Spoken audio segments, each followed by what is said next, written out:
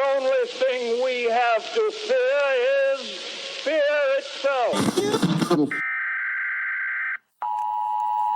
The National Weather Service has issued a severe thunderstorm warning. Welcome to the Common Sense Practical Prepper Podcast, where prepping doesn't have to be complicated or expensive. Coming to you from a well-defended off-grid compound high in the mountains. Coming to you from his Florida room in Richmond, Virginia.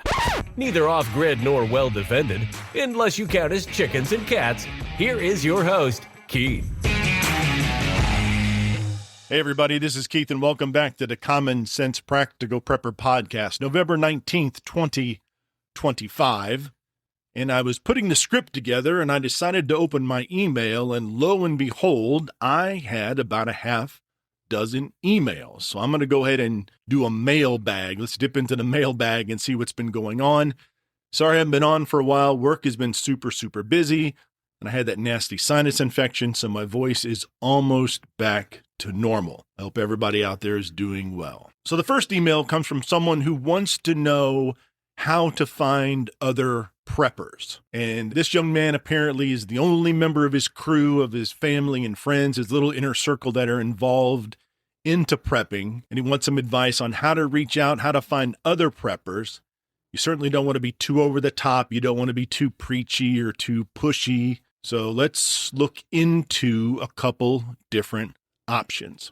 You can always look for local camping groups, local hiking clubs, or even shooting ranges. Preppers love to hang out and enjoy those activities and kind of doing it on the down low. If you want to go online and look, now Reddit can be kind of toxic, but they do have a subreddit, r/preppers, and it's decent. They have a lot of information, but again, I kind of hesitate to go on Reddit from time to time because it can be so toxic. So if you're looking to get your family or friends into prepping, you need to drop hints.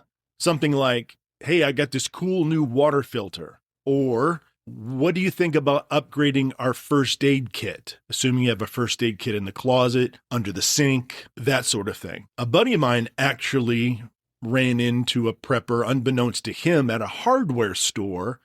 And they were talking about batteries, and then it turned into solar chargers, and then it turned into a full-blown conversation. And this person just happened to be involved in prepping as well. What about a garden club?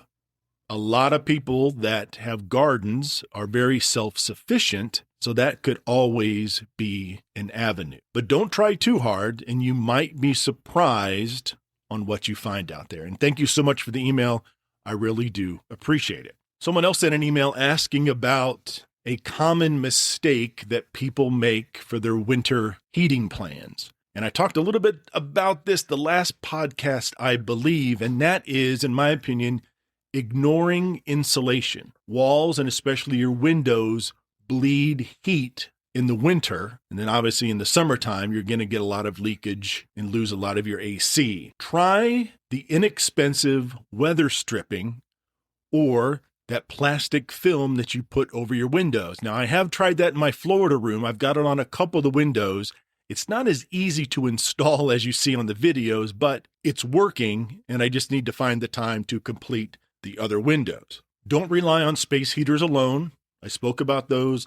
They're fire risks, and you need to watch out and make sure that the room is vented. Wool blankets, hot water bottles, hand warmers. Don't forget hand warmers. They have the chemical hand warmers, and they have battery-operated hand warmers.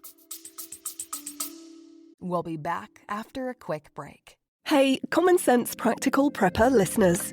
Want reliable, long-lasting food for your preps? Augustin Farms has you covered with top-quality freeze-dried and dehydrated meals, veggies, meats, and more. Shelf-stable up to 25 years, made in the USA, and actually delicious. Great prices, even better product. Use my affiliate link in the show notes. Don't forget to use the coupon code PODCASTPREP at checkout for an extra 10% off. Stock up now and prep smart. Back to the show. Make sure you layer up. Plenty of layers, a base layer, your secondary layer, your top layer, then you have coat, hats, gloves, the whole nine. When it also comes to winter prep, and I mentioned this a while ago, don't forget your pipes under your house. Make sure that they are insulated in the event you live in a region where your pipes could freeze and burst. Got an email from someone asking about apartment prep hacks. They have roommates apparently, and they're curious to know how to store food without your roommates necessarily noticing or jamming the fridge absolutely full to the point to where the door won't even close. My suggestion would be use vertical bins like in your closet. And if you have a decent sized closet, or if you have a winter coat or a long winter coat, I have noticed when I have to dig through my closet to find a pair of shoes or find something in the back, that they're always hiding behind like a long winter coat. There's always room back there, and it's a little hidden, so it's not very obvious. You can get plastic totes and put those into the closet. You can put the food, the rice, the cans into plastic bins, and then maybe put a quilt or a blanket over it.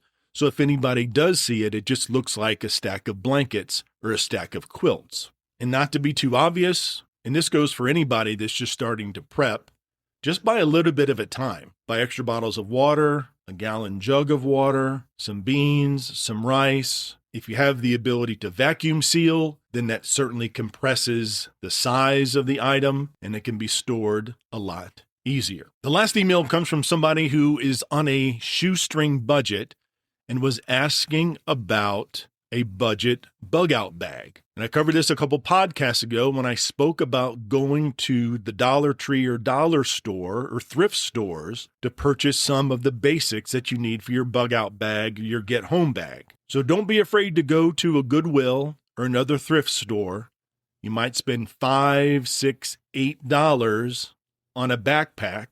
And again, it doesn't have to be a backpack that looks like you're going to summit Mount Everest. It can be something very low key. We don't want to be walking around in a grid down situation with a tactical backpack, because that basically screams, hey, I've got training, I've got skills. And if I've got training or skills, I've probably got a firearm. So there might be a situation where you stand out and you kind of make yourself a target, but the opposite argument could be made where somebody would look at you and go, I'm not going to mess with that guy or gal because they look like they know what they're doing. But I would tend to go low key and not count on the fact that someone is going to bypass you because they think you have skills, you have training, you have the firearm, and they're not going to mess with you, especially if there's a small group of people.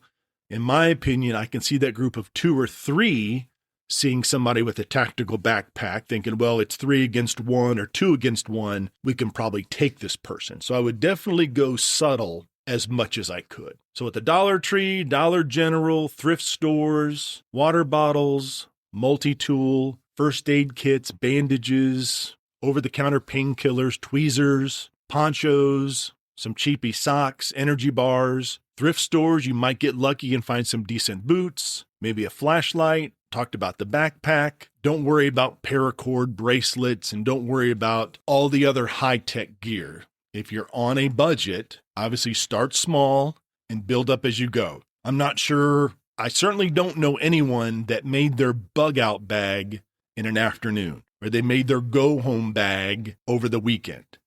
It takes time.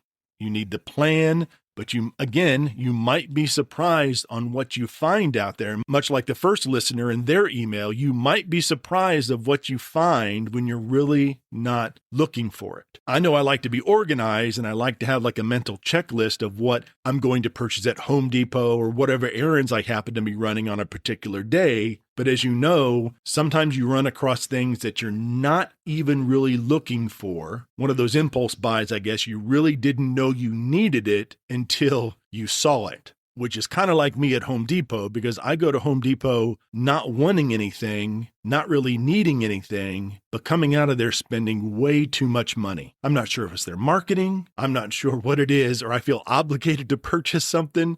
The guys are probably listening to this, nodding their head, going, yeah, Keith, I know where you're coming from.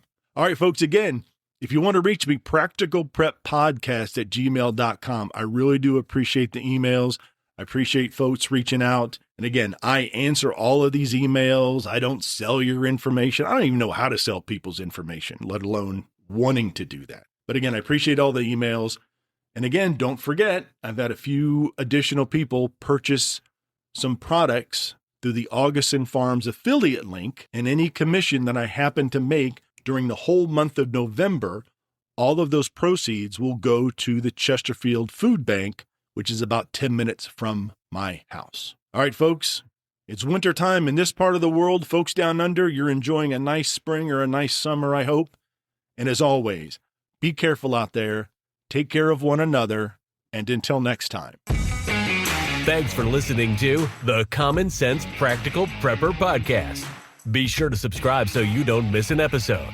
While you're at it, help spread the word by leaving a rating and review.